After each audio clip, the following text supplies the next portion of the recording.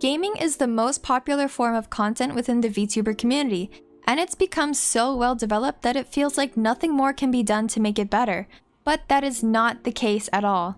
I'm going to show you the history of gameplay on YouTube, its evolution, and what VTubers as a niche can add to it in the future. You may think that finding something new can only be done by extremely creative people, but even the newest and naivest eyes are able to think of a new way to change things up. I'll show you how in a second, but first, let's go back to 2012.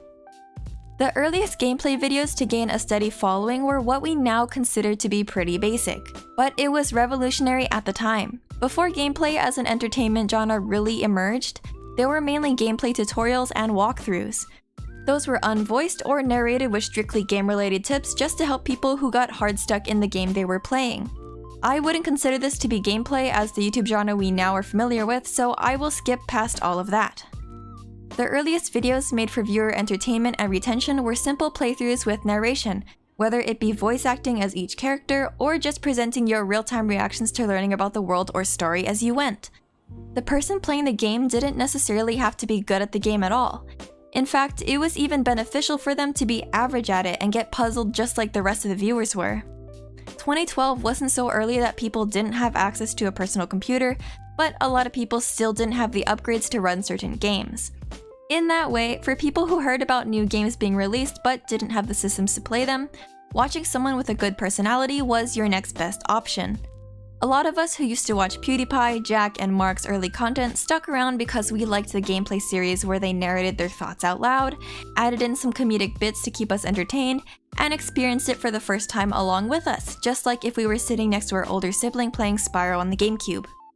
That friendly running joke style of content was very attractive to the younger generation of the early 2010s, and the medium boiled down to bare-bones content with a friendly relationship between the creator and viewer. Speaking of which, congrats Felix and Marcia on the baby, that's awesome! And then more people came into the niche and took it up a bit further. Minecraft and other multiplayers rose into popularity for a variety of reasons. Besides being able to roleplay and play the game in your own style, creators were now building a narrative driven through multiple chapters and videos, taking inspiration from the comment section of their last video and integrating it into their new one. It only took so long before this back and forth slowly closed the gap and a new version of interactive content was born, playing with the creator you looked up to. People like RT Games took advantage of playing with their communities and further exploded into the limelight through showcasing what the community built together. It motivated people to stick around and try to get into the video, because fans like to be noticed by their favorite creators.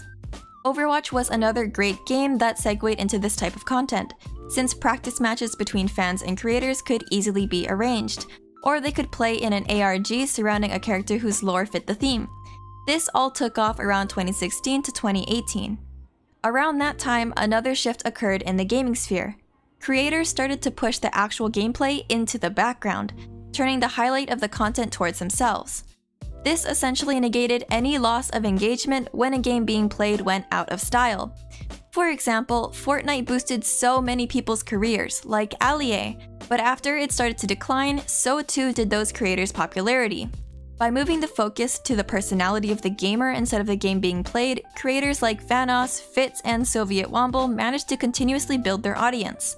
Comedy-based gaming became a huge hit in the late 2010s, with groups of creators coming together to riff off of each other's vibes. Along with that, whenever the creator revealed a unique or surprising talent beyond gaming, more and more fans would be recommended their videos on the YouTube homepage, like Fitz's freestyle rapping. This was also the era where highly edited montages with moving text became popularized. The best example of this that has never left me since the first time I saw it is Soviet Womble's extreme commitment to editing each and every layer of text for just this one bit alone. Gentlemen, just for comparison, that was Cyanide singing. Ed could also sing. Okay, hold that in your mind, everybody. Just remember Cyanide. Okay, now.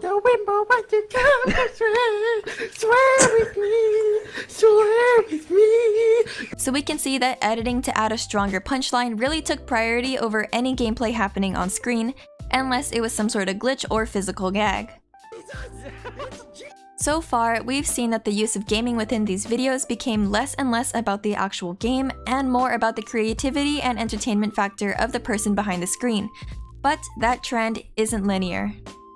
Just within the more recent years, a new mixture of gameplay and comedic commentary started emerging. Moist Critical, Smalland, and Ambiguous Amphibian are my favorite examples of this. They play games just like their earliest format, but they've added a twist. Critical plays the worst reviewed games on Steam and creates speedrun challenges for obscure games. Amphibian plays nostalgia games with different limitations, and Smalland does outrageous speedruns with commissioned mods. Adding challenges or trends is an important factor for standing out, and if you can script a comedic voiceover that explains the progress of the video, you can get the best of both worlds with viewers who are looking for a laugh and those who want to see different games beyond the currently trending ones. See this video? I clicked on it even though I have never played a spore game in my life. I just thought it looked interesting. This is all happening, of course, with the generations of previous gameplay styles still existing and gaining views. If we were to look at this from a biological evolution point of view, we all had a common ancestor and began to branch out, some early branches dying out while others continued to coexist and evolve into future content. So what can be taken away from these YouTubers? It's that new content creators pull in their own unique skills and interests and make their own little section of the market, and you can too. But we're still not quite to the advice segment yet. We still have the 2020s to go through. So now let's move away from pre-recorded content, since the COVID pandemic pushed more eyes into Twitch and other live streaming formats. Vtubers especially have benefited from lockdown, and dozens of new ways to stream games live were crafted and honed. Mods to games like Pokemon or Zelda that allowed chat to move the character through typing in chat became a fun and completely chaotic way for streamers to interact with their communities, rather than simply streaming a game and reacting to funny one-liners in chat every few minutes. There was also the brief period of time where Splatoon Inc. was chroma keyed into showing certain videos, and the goal was to cover it up before the livestream got taken down. Even though that was pretty self-destructive, that is an amazing idea for content, and it produced other similar ideas from it. So what can starting VTubers do to expand on this niche without falling into the pit of 2012 gameplay but live? Use the take and twist method, as described by Ludwig. Look at your competition, or look at creators you enjoy watching and see what they're doing. What type of gaming content is working particularly well for them? What types of gaming content attract your eye as a viewer? Now see if you can replicate it, but don't just stop there. Add in your own personal skills to the mix. Let's say you like voice acting and so you play unvoiced games like RPGs or indie games like Ib or Man-Father. So many people have already voiced over gameplay of Ib. But now you can also add on a secondary feature like a speedrun, or a challenge that the screen gets darker and more distorted every time you die.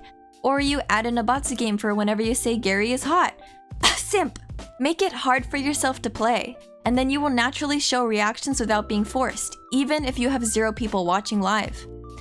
From there, you can edit your VOD down to just the highlights of your stream and post it to YouTube, and there is a high chance that you'll gain interested viewers who might transfer to your future Twitch streams. If you have any experience in coding or software development, I highly suggest that you come up with a new mod for a game you like, and see how that will enhance your gameplay streams. Like, wouldn't it be a crazy cool idea if you had some sort of TTS system that chat could redeem that would project the TTS into your Valorant team voice-com? Or if you're playing Genshin, whenever you switch your Traveler's element, your stream overlay matches the color. You don't have to be revolutionary, but you will highly benefit from having a gimmick. So, what will yours be? I've already sort of touched on how to find your own niche as a VTuber in a previous video, but that was a general overview on content beyond gaming. If you would like to check out that video and fill out the worksheet I made, go ahead and click the link up at the corner or wait until the end of this deep dive. But for now, I wanted to ask some indie VTubers who were looking to up their gaming content some questions and see what we could possibly do to attract viewers. That's right, I'm not only spewing hollow tips without putting them to the test. I onboarded 2 anonymous creators, Yuurei Seimei, Cataclysmic, and IAmOuroboros to put these tips to the test. First, I asked some basic questions to get a feel of their current content and personality, and how they thought they were faring. Then I took all that information and offered some brainstorming ideas of what they could start to include in their streams. Some things range from adding in dialogue narration, discussing news or facts about a topic they were particularly interested in, or playing games that suited their VTuber brand better. I would like to call myself like I'm an avid baker. Like I like to make things. I've been baking a lot of bread recently, but I like making cookies, brownies, you name it. I have been wanting to try to integrate that. I just need to figure out how. And then another thing, I do want to become a science teacher eventually down the line. I was thinking more I could maybe go into like things that I enjoy about science and talk about them more and like show up be more like educational content. We also discussed working on their social media presence beyond simply streaming on Twitch, and they have quickly put that into use on Twitter and YouTube, which I love to see. Also, as a disclaimer, I am in no way a figure of authority when it comes to giving people feedback or critique over their content. This was a mutual brainstorming project that allowed them to reflect on their skill set and interests. I merely acted as encouragement. So please don't think I somehow view myself as superior. That is not the case at all. A lot of them were already implementing small things here and there to make their content stand out before the project.